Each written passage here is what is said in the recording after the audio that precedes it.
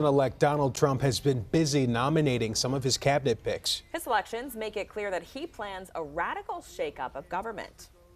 Joining us now to discuss that is Oakland University political science professor Nicole Mathew. Thank you for being here. Thank you. So there's been, needless to say, a lot of controversy surrounding some of these picks, and it seems like each one that is named comes with more controversy. What are your thoughts on the way things are going? We know that everything is very divided right now, but it just seems to be a lot being thrown at them.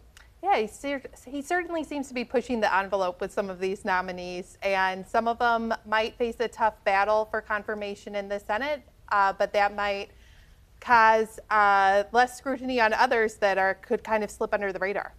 And let's start with Susie Wiles for the Chief of Staff selection. That was the first election that was announced. What do you make of this pick? Well, she helped him with the election, and so it's no surprise that he would reward the people that got him there. Okay, with RFK Jr. recently being named, we talked about that last night. For Health and Human Services, some people are concerned about that considering his stance on the vaccine. He was very against having a vaccine during the pandemic. With some of these choices, do you think that there is an intention to maybe start some conversations? Yeah, it's possible. I know Trump wants to get some of the career people out of the civil service, and with Trump picks like this that are so controversial, it might cause people to want to retire early. Leaves more room for people Trump wants to be there. And lots of headlines and airtime have gone to former Florida Rep Matt Gaetz, his selection for Attorney General.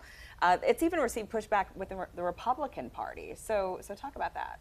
Yeah, well, really the only pushback that matters is whether Republicans push back, because they've got a 3-seat majority in the Senate, and it looks like he might face some trouble. There's some non-MAGA senators there, like Senator Collins and Murkowski, that are definitely not on board. But we'll see if they can peel off one or two more to oppose him also. Do you think that with these choices, it could bring the party together or create even more pushback as we see some Republicans coming forward also voicing their concerns? Well, some are going to split the Republican Party, like RFK, who has a history of being pro-choice on abortion rights, and he's nominated to HHS, which administers Medicare, Medicaid, and other health policies. And so that's could be a tough sell for Republicans who have, for their careers, been staked as pro-life. And what do you make of the selection of Elon Musk to bring him in to sort of overhaul the government? What do you make of that?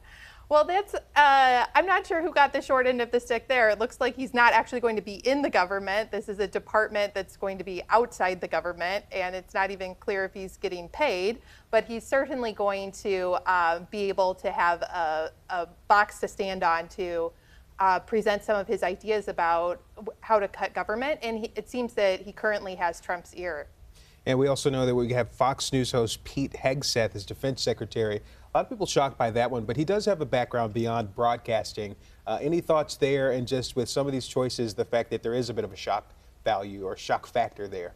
Yeah, I think if he had nominated Hegseth for something like Department of Veterans Affairs, it would have attracted less opposition.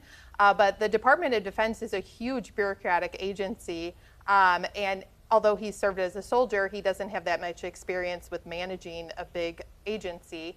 And he's taken some kind of unpopular positions. I don't know how unpopular they are among the Republicans, but that could face pushback.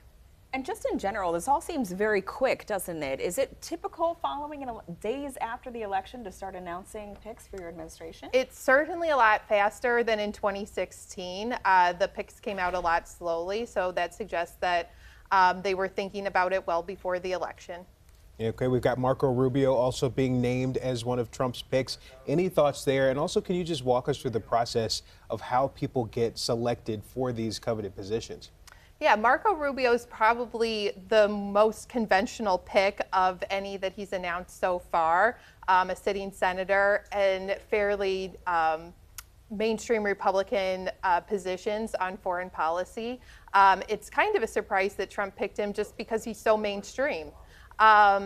The way that the picks happen is usually there's some vetting by the transition team, and then the president might interview people ahead of time. In this case, since Trump's already served, he might already have experience with some people, or he might just know better what sort of person he wants in the position, which might be why these picks are going faster.